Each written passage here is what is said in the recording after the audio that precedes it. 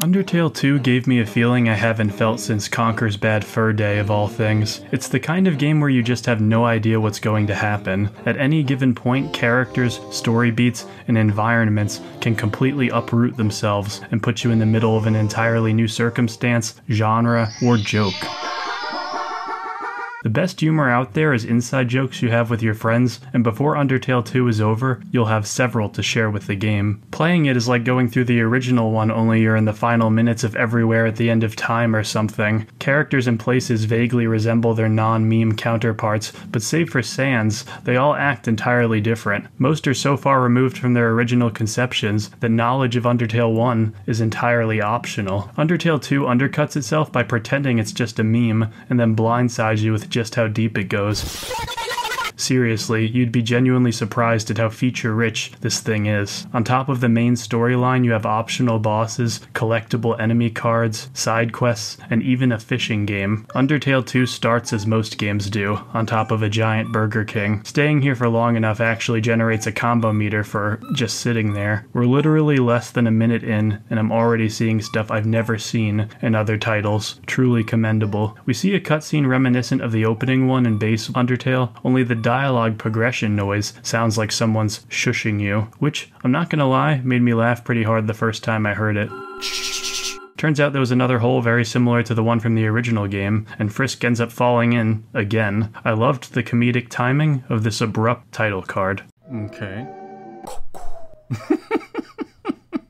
The fall was pretty brutal, but thankfully a bootleg Bart Simpson t-shirt was able to cushion our landing, the first of unfortunately many Simpson jokes we'll have to endure in our time with this world. Not exactly sure how a shirt is thick enough to stop our fall from being damaging, but that is the least of our worries from a logical perspective. We move Frisk for the first time, and his side profile seems to have a very Kermit-like appearance. Shortly after getting up, this world's version of Flowey gives you a very brief taste of Undertale 2's turn-based combat. He makes some pretty scary threats, and within the first room, we come across Toriel, who seems to have been redesigned into some sort of Waffle House waitress. This is likely an allegory, similar to how anything can happen inside a Waffle House, anything can happen in Undertale 2. After compartmentalizing the Homer Simpson statues littered throughout the room, you'll find the first save point in the game. One of the more interesting changes from Undertale 1 is that the save point is actually a character named Savio, which makes the whole healing process feel quite creepy. The following area has your very first party member you come across, who is basically the dummy from Undertale 1,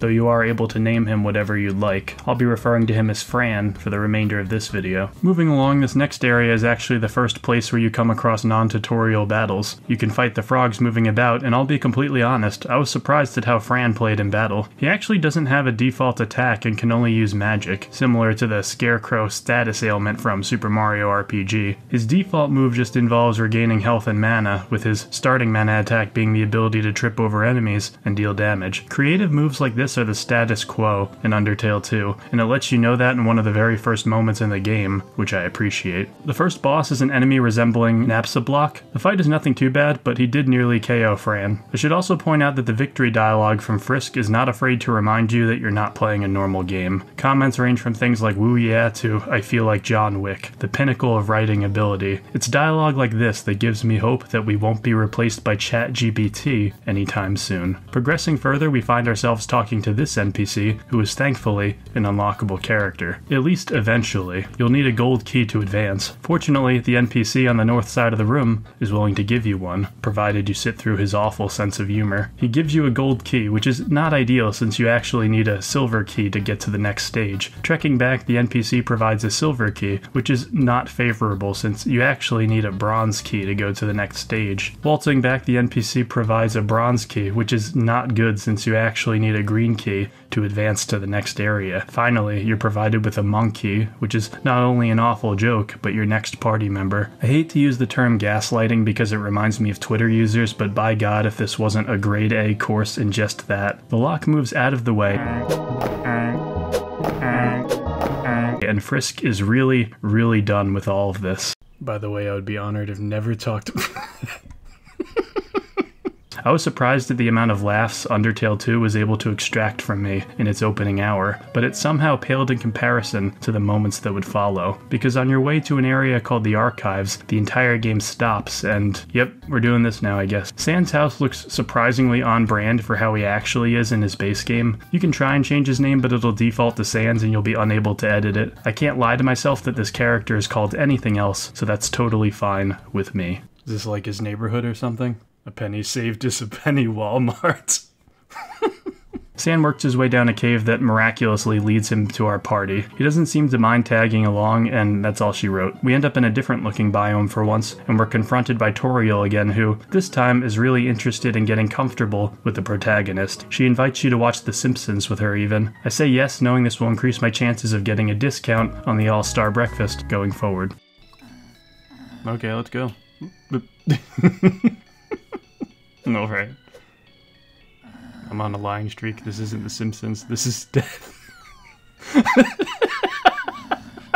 We fall down a path that looks similar to the beginning of our run, only this time there's no shirt to break our fall. We're also all by ourselves now, save for Sans, who's right in the next room. I suppose this is the obligatory part of an RPG where you get separated from the rest of the cast, and you have to assemble all of your party members again. Fran isn't too far away from where you ended up falling, but the only way to get him back is to defeat the single most annoying enemy in the entirety of Undertale 2, Lancer, who is somehow even more insufferable than he is in Deltarune. He even calls you a yellow kid, which is true if we're going off the sprite, but by god if that can't be taken the wrong way. During our fight with him, we get to see how Sans fares in combat, and he actually starts with 3 special moves, including one which is unfortunately named You're Blue Now. There's even another dialogue-based action where you can tell jokes to the enemy. Once you beat Lancer, he'll constantly bother you throughout the rest of the game by tracking your location and attacking you, like a defeated League of Legends player. Eventually, you get captured by Toriel's legion of Homer bots and thrown in a cell, another RPG staple, I suppose. It cuts to Sans, who appears to have had a radical redesign into an anime catboy. I'm pretty sure that's the worst sentence I've ever had to say out loud. It's at this point that the game gets a very random infatuation with Cerno, but fortunately you don't have to brave it alone because you team up with a new party member, a mouse whom you can name anything you want. I went ahead and named him Porky, which is what I'll continue to refer to him as. You and Porky make headway through the enemy base while avoiding Homer bots. If you accidentally end up battling one of them,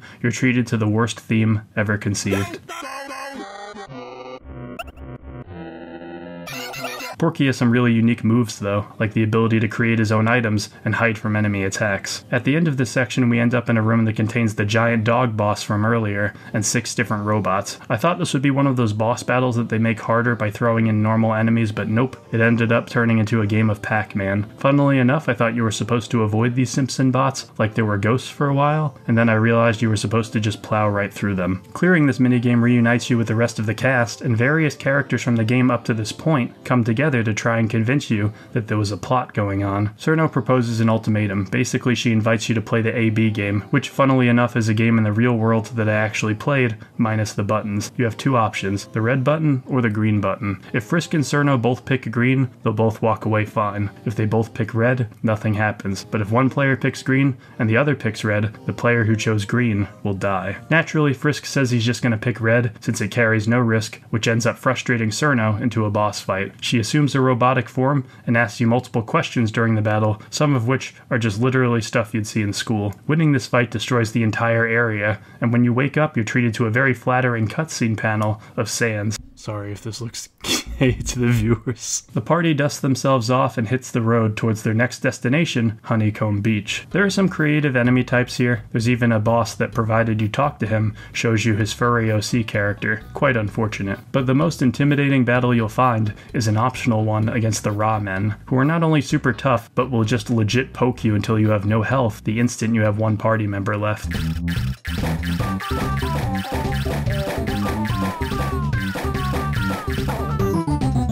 It's also here that we get introduced to the fishing minigame that I mentioned earlier. It's nothing too complex, but it's action-based, and I found it a fun enough distraction from the turn-based battles. There's even an aquarium where you can look at all of the fish you've captured throughout the game. Pretty sweet. Making our way back to the archives, Toriel tells us that we're reaching the end of our quest and that we need to jump through this painting. Doing so puts us back in Toriel's house from Undertale 1. You'll need to complete 3 different challenges to unlock the keyholes in front of her, one of which involves defeating a Homer mimic because I must have done something something terrible in a past life. Completing said challenges puts us in a long, linear hallway leading to one of the final bosses in the game. Toriel has lots of different moves and forms, one of the funnier ones being how she puts a cigarette out on your character. Here you'll be able to use most of the cool moves you've amassed throughout the game. I liked using Porky's patchwork ability to increase the damage of his stitch attacks before using Wild Strike to deal a decent amount of damage. Upon defeating the Waffle House hostess, you'll get the most complex moral decision in all of video games, the ability to spare the enemy or not.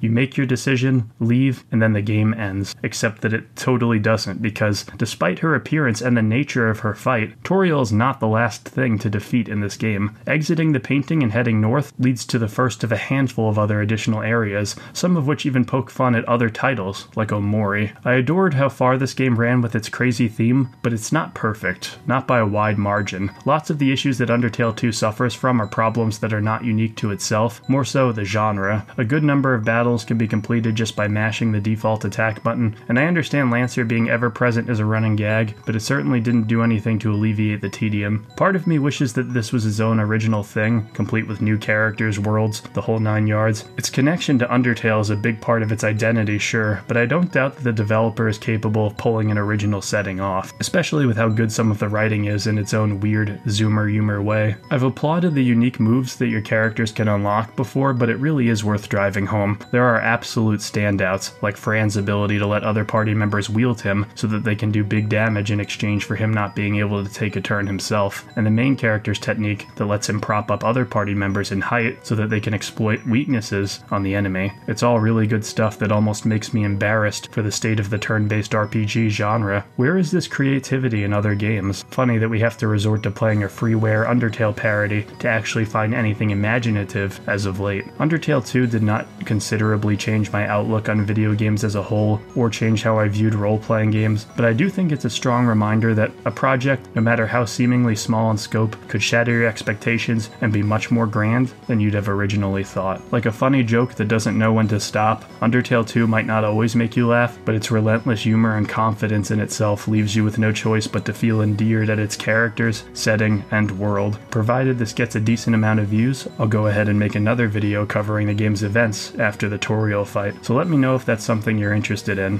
Thanks so much, and have a wonderful night. Booba.